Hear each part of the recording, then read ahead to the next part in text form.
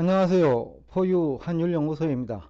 오늘은 미국 2023년도 1분기 GDP 성장률이 얼마나 될 것이냐 라는 주제를 가지고 나왔습니다.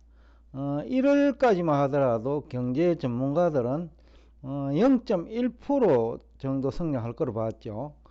지난해 4분기가 거의 2.78% 나왔으니까 굉장히 나빠질 거로 본 거죠. 그렇지만 포유 환율 연구소는 천만의 말씀이다 라는 주제를 가지고 여러분과 대화를 나누고자 합니다. 지난해까지 이제 대부분 국내 경제 전문가들은 1분기에 미국 경제가 침체될 거로 봤죠. 즉 마이너스 성장률을 기록할 거다. 그러면서 근거는 이제 기준금리 인상이고 그 다음에 장단기 금리 역전이죠. 그리고 이제 1월에 들어와 가지고 조금 수정해 가지고 그 상향 조정한 것이 0.1% 성장이죠. 그렇지만 미국 상무부가 어저께 1월 소비지출 증가율을 발표했는데 3.0%란 말이죠. 근데 이것이 2년 내, 그래 24개월 만에 최고치예요. 전월 대비 3% 이상 증가한 거는. 그러니까 경제 전문가들이 소비가 어떻게 될지를 모르는 것 같아요. 그러니까 그 근거를 모른다 그건 아니면 그 왜 소비가 감소한다거나 증가할 때 그 근거로 가지고 나오는 자료, 어떤 근거를 가지고 얘기하는지는 모르겠는데 경기 침체라고 할 때도 근거가 있어야 되고 또 0.1% 성장할 때 한다고 하더라도 근거가 있어야 되는데 근거가 이제 안 맞으니까 자꾸 그 소비도 예상은 1.9%를 했는데 3.0%로 나오는 거예요. 그럼 왜 소비 1.9% 나오는데 또 성장률 0.2%는 어디서 나온 거냐라는 거죠. 도대체 앞뒤가 안 맞다라는 거거든요. 경제 전문가들이 근거로 제시하는 기준금리 인상이나 금리 역전을 가지고는 지금 설명이 그 3분기채 안 되는 거예요. 그렇다고 지난해 1분기 맞았나 하면 그것도 또 아니에요.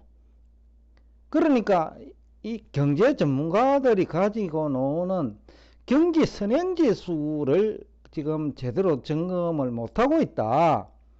앞 시간에 제가 얘기를 했는데 그 고용이라는 것을 경기 후행지표로만 해석하고 있는 게 현실이에요.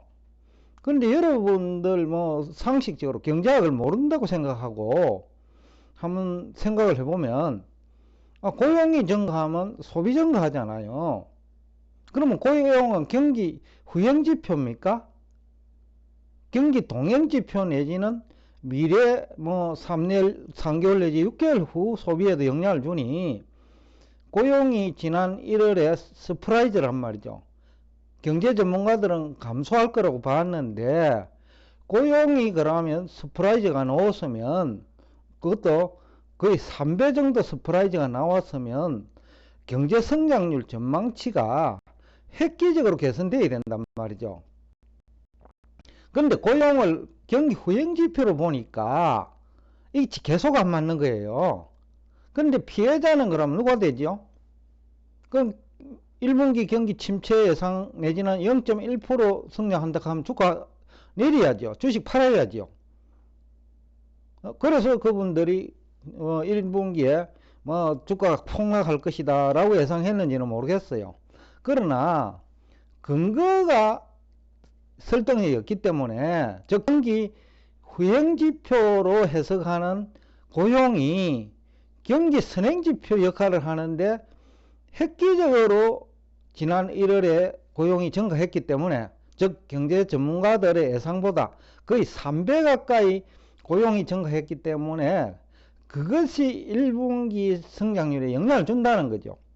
그래서 국내 경제 전문가, 즉 경험이 없는 뭐 학자들이나 뭐 연구소 내지는 뭐 정권회사에 근무하는 경험이 없는 그 경제 전문가들의 예상과 달리 계속해서 서프라이즈가 나오는 거죠. 고용도 서프라이즈, 이제 소비까지 서프라이즈라는 거죠. 그러면 고용이 서프라이즈가 나오면 소비가 증가할 줄은 경제학을 전공하지 않아도 알 수 있잖아요. 그죠? 그럼에도 불구하고 국내 경제 전문가들은 그걸 이해하지 못한다는 거죠. 그러니까 경제학을 암기를 해버린 거죠. 이해를 해야 되는데 교수도 경제학 암기, 경제학 전공자도 경제 이론을 암기를 해버렸어요. 이해를 해야 되는데 그러다 보니까 계속해서 안 맞고 피해자는 그 시청자, 투자자들이 되는 거죠. 그리고 한국 경제가 자꾸 망가지는 거죠. 심리에 부정적인 영향을 줘가지고. 그래서 이제 또 국내 부동산 시장도 망가지고, 또 부동산 시장이 망가지면 또 소비가 안 되고요. 그러니까 경제 전문가들 수준이 낮아가지고 미국 경제 전망도 안 되고 미국 투자자들 보호도 안 되고 국내 그 부동산 시장도 엉망진창으로 만들고 그렇다는 거죠. 그래서 오늘 제가 이게 아침부터 오늘 녹화를 하고 있는데 여하튼 뭐 여러분들 우리 포유 환율연구소 구독자만이라도 보호를 받아야 되겠다 싶어서 오늘 제목을 좀 자극적으로 뽑았는데 0.1%는 그건 말도 안 되는 얘기예요. 1분기 성장률 뭐 침체는 말이 안 됐지만은 그것도 상향 조정한 것이, 즉 고용 서프라이즈 확인하고 상향 조정한 것이 0.1%라는 거죠. 그럼 말이 안 된다. 천만의 말씀이다라는 거죠. 성장률은 소비에서 나오는 건데 미국 GDP의 70%가 소비에서 출발하거든요. 그러니까 소비가 1월에 2년 만에 최고인데 어떻게 성장률이 0.1% 나와요? 2분기, 3분기 소비가 1월보다 전혀 증가하지 않고 그대로 있다 하더라도 그 성장률은 거의 2% 후반이 나와요. 그런데 즉 고용이 1월에만 서프라이즈겠어요? 1월에 더하여 또 고용이 증가한다면 그러면 2월 소비도 증가하겠죠. 또 3월에 고용이 감소만 하지 않는다면 또 소비가 증가하겠죠. 그러니까 이 경제 전문가들이라고 하는 분들이 GDP 산출이 어떻게 되는지 모른다는 얘기를 제가 하는데 전혀 모른다는 거죠. 또 하나는 주가가 상승하면 소비 여력이 생기잖아요. 특히 내구재 소비하고 자동차, 가전제품 등 그죠? 고가품 소비와 정권 시장은 상관관계 높거든요. 그리고 고용하고 서비스 소비하고 상관관계도 높고 그렇기 때문에 이제 이걸 읽어내야 되는데 국내 경제 전문가들이 이걸 읽어내지 못하는 거예요. 그러다 보니까 보유하고 있는 주식 팔아라 하니까 올라버리고 10월부터 계속 그런 현상이 반복되는 거죠. 최근엔 조금 오르고 나니 이제 다 왔다. 미국이 기준금리 또 인상할 테니까 이제야말로 팔아야 된다. 라고 하는데 소비가 증가하면 기업 이익이 증가하잖아요. 기업 이익이 증가하는데 왜 팔아야 돼요? 며칠 전에 댓글로 보니까 어떤 구독자분이 엔비디아 PR이 50배다라는 얘기를 하시는 것을 언뜻 봤어요. 근데 PR이 어떻게 산출되는지에 대한 이해부터 해야 돼요. 일반적으로 이제 정권 전문가들이 PR을 미래지향적으로 내거든요. 미국 같은 데는 대개 1년을 내요. 1년 후에 어떻게 될 것이다, PR이. 그러니까 1년 후 기업 매출액과 영업실적이 어떻게 될 것이라는 게 먼저 나와야 돼요. 그런데 엔비디아와 같은 반도체, 특히 챗 GPT 시대에 최고 수혜 기업이 엔비디아단 말이에요. 그러면 12월 그 1년간 미래 그 매출액과 영업 실적에 정권 전망가들이 오판할 수 있다는 거죠. 그러니까 PR이 그 실제보다 높게 그 미래지향적으로 계산될 수 있다는 거죠. 그래서 엔비디아 주가는 추가적인 상승 여력이 있다라는 거죠. 테슬라도 마찬가지죠. 지난달부터 제가 테슬라 자동차 주문한 대수가 만들어내는 대수보다 더 많다고 그런 얘기를 제가 한 기억이 납니다. 그러면 이게 뭐냐 하면 테슬라의 그 PR도 정권 전문가들이 산출한 게 특히 테슬라를 부정적으로 보는 사람이 많아요. 지금은. 지난해 초에는 테슬라는 엄청난 기업인 것처럼 홍보를 하다가 최근에 와갖고는 그 경영자 리스크, 즉 머스크 리스크라는 거죠. 그러면서 테슬라를 아주 부정적으로 보면서 테슬라 PR을 또 지나치게 높게 책정해 놨을 수 있다는 거죠. 그래서 조지 소로스 대표가 그냥 매수해 버리잖아요. 테슬라를. 테슬라가 지금 얼마인지는 모르겠는데 액면가를 3분의 1로 조정했으니까 250불까지 상승한다면 과거 기준으로 그러니까 액면 분할 이전 기준으로는 750불 가까이 되겠죠. 고점 대비로 비교를 하면 얼마든지 테슬라가 영업실적 개선되고 주가는 빠졌고 또 지금 주문 대수가 생산 대수보다 많다면 얼마든지 개선될 수 있는 거예요. 그러니까 50%씩 그 매출액이 증가할 수 있다는 거죠. 그럼 마진율이 지금 한 20% 가까이 되니까 그러면 PR 계산이 잘못된 거죠. 그러니까 정권 전문가들이 그 PR 계산도 할 줄 모르는 사람 많다라는 거죠. 베스트 애널리스트 조차도. 그래서 테슬라가 올라가는 거예요. 엔비디아도 그 PR 계산이 잘못됐다. 1년치가. 왜냐면 그 최대 그 GPT 시대에 GPU 수요는 폭발하거든요. 그렇기 때문에 이거는 가격 곱하기 매출액인데 수요가 폭발하면 얼마든지 PR 낮아질 수가 있는 거죠. 그러니까 정권 전문가들 산출한 PR 50배가 잘못됐다라는 얘기를 하고 싶고, 그 다음에 계속해서 이제 매출액이 증가하고 영업이익이 증가하면 유보이익을 남는다는 거죠. 잘못된 그 경영 전문가 내지는 애널리스트들이 잘못 산출한 것 때문에 어떤 업종은 말도 안 되게 거품을 유도하고요. 그게 우리 국내 AI 관련주. 부실 기업을 엄청난 기업인 것처럼 얘기하면서 이거 10배 오른다, 20배 오른다 얘기를 하거든요. 그런데 정작 알찬 기업인 엔비디아와 테슬라는 별 볼 일 없는 기업 취급을 하니 얼마나 웃겨요. 그래서 자꾸 오판하면서 그 비싸게 산 주식을 헐게 팔아놓고 또 가격이 한참 40-50% 오르니까 사야 되는 그런 일이 반복되는 거예요. 그래서 여러분들이 이 경제 관련 지식 제대로 익혀야 돼요. 그렇지 않으면요 98%의 경제 전문가, 특히 경제학자들 얘기 믿으면요 패가망신해요. 그래서 제가 요 근래에 경제학자들 수준이 형편없다는 얘기를 제가 여러 차례 강조하는 이유이기도 해요.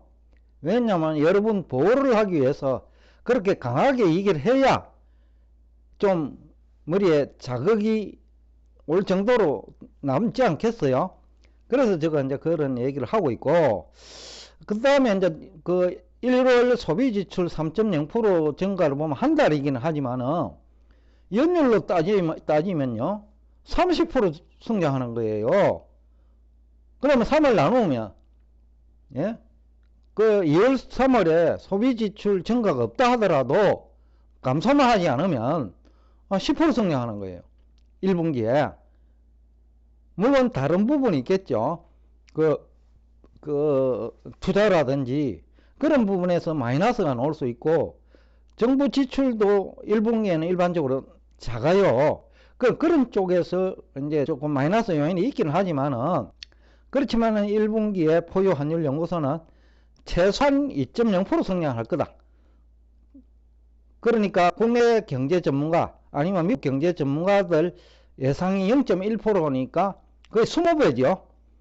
20배 높은 전망을 포유 환율 연구소가 하면서 1분기 경기 침체는 확실히 없다. 2분기에도 문제 없다. 라는 얘기를 하고 싶습니다. 그럼에도 불구하고 어저께 그 소비자 물가가 올라가니까 또다시 기준금리 인상을 얘기하면서 이제 미국 경제가 결국은 침체 빠지는 거 아니냐 라는 얘기를 하고, 또 주식 지금이라도 팔아야 된다 라는 얘기를 하는데, 간밤에 소비 지출이 스프라이저, 그것도 2년 만에 최고치가 나오니까 나스닥 주가 올라 버리는 거예요, 거꾸로. 그러니까 투자자들은, 고수들은, 하수들, 경제학자들은, 경제학자를 따르는 사람은 하수들이죠. 왜냐면 본인들도 판단 능력이 없으니까요. 그러니까 하수들은 매도 또는 매도 의견, 고수들은, 소르스 같으신 분들은 상장점 매출하고 영업실적에 배팅하는 거예요. 제가 앞 시간에 얘기했죠. 무착륙 시대에는 금리가 중요한 게 아니다. 이제는 상장점 매출액과 영업실적이 중요하다고 했는데, 조지 소로스가 그것을 실천을 옮겨버렸어요. 테슬라 주식을 적극적으로 매수했다. 그러니까 금리에 배팅 안 하겠다고요. 조지 소로스가 상장점 매출액과 영업실적, 즉 테슬라 매출액과 영업실적에 배팅한 거죠. 에리디아 매수자도 마찬가지라고 봐요. 그런 측면에서 해석을 해야 실패하지 않는다. 경제 전문가들 얘기를 들으면 지금이라도 공매도 해야 되고 인버스 투자해야 돼요.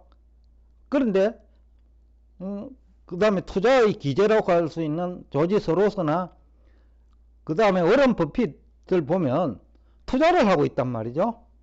그러니까 고수들은 투자, 하수경제학자의 의견을 믿는, 또 기준금리 인상에 목을 매는, 또 기준금리 인상이 모든 것이냐 해석하는 경제 전문가와 그를 추종하는 경제학 전공자, 경영학 전공자는 공매도나 인버스 투자 내지는 또 헐값으로 매도를 하겠죠. 그래서 이제 시사하는 바가 이게 굉장히 커가지고 지금 제목을 천만회라고 자극적으로 뽑았습니다. 그렇다면 높은 1분기 성장률 요인이 뭐냐는 거죠. 그리고 또 주가는 왜 하락해야 되느냐, 경제가 좋은데 왜 주가가 하락해야 되는지, 그것이 의문이죠. 그러니까 경기 침체를 가정하고 PR을 산출하고 매출액을 산출하면 고평가돼 버리잖아요.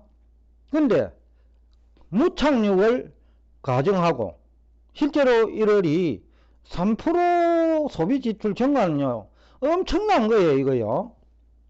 왜냐면 연율로 한 달이지만 30% 성장하는 거예요. 이건 엄청난 거죠. 그럼에도 불구하고 침체로 예상을 하고 PR을 산출을 하니까 PR이 지나치게 높아지는 거죠. 또 매출액도 안 나오는 거죠. 그래서 자꾸 실패하는 거거든요.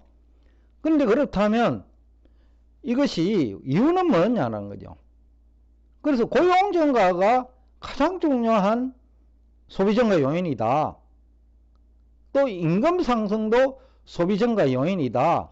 이거 인플레 요인이기도 하지만 소비 증가 요인이고 GDP 증가 요인이라는 거죠. 또 소비자 물가 상승 자체도 가격이 높아지니까 동일한 물건을 매출하더라도 소비 금액은 증가하죠. 그러니까 이것이 GDP 증가 요인이다. 그래서 1분기에 마이너스 성장 없다라는 거죠. 프로의 성장은 또 1분기도 기대해도 좋다. 2분기도 그럴 것이다. 그렇다면 이것이 중요한 주가 상승 요인이면서 또 주가 상승 그 자체가 또 소비 증가 요인이죠. 앞에서 잠시 얘기했는데 자동차 구입할 수 있잖아요. 그 다음에 고가폰 구입할 수 있잖아요. 왜냐하면 지금 20% 이상 올랐거든요. 테슬라, 엔비디아 40, 50% 올랐단 말이죠. 그 투자자도 많잖아요. 그렇다 하면 이제 소비 이렇게 생겼다. 그래서 1분기, 2분기 문제될 거 없다라는 거죠.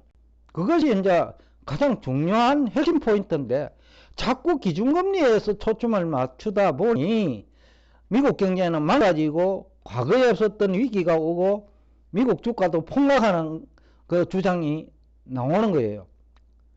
그 결과 희생자들은 그 어설픈 경제학 지식을 가진 투자자 그리고 경제학자들이 피해자가 되죠. 앞 시간에도 얘기했는데 경제학자들이 부동산 투자가 다 망해버렸어요.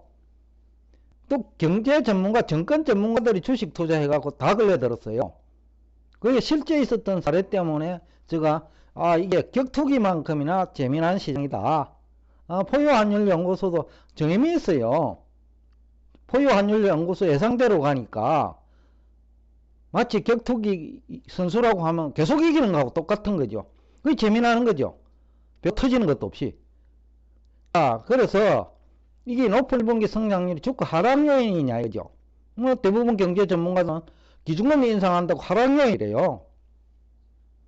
그런데 실제 고수들은 상승 요인으로 판단하고 주식을 사잖아요. 대표적으로 테슬라를 누가 매수해요? 조지 서로스 회장이 매수한다는 거죠. 나머지 아마 빌 게이츠 회장도 공매한 것 다 청산됐을 거예요. 그런 게 미국 경제 현주소고, PR도 그 나쁜 기업은 좋게 보고 진짜 좋은 기업은 나쁘게 봐가지고 PR이 믿을 것이 못 된다 라는 얘기도 하고 싶습니다. 여튼 1분기 미국 GDP 성장률은 2% 후반 나온다. 경제 전문가들이 얘기하는 것의 20배는 개선될 것이다. 그리고 주가는 2분기에도 2월에도 빠지지 않을 것이다.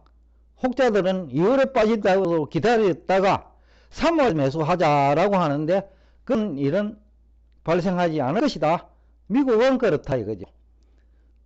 그래서 포유환율연구소는 1분기에 이어 2분기도 성장이 기대해도 좋다라는 얘기와 함께 주가는 추가적인 상승 여력이 있다. 특히 엔비디아와 테슬라는 추가적인 상승 여력이 있다 라는 얘기를 하면서 오늘 여러분과 대화를 여기서 끝내겠습니다. 오늘도 끝까지 경청해 주셔서 대단히 감사합니다.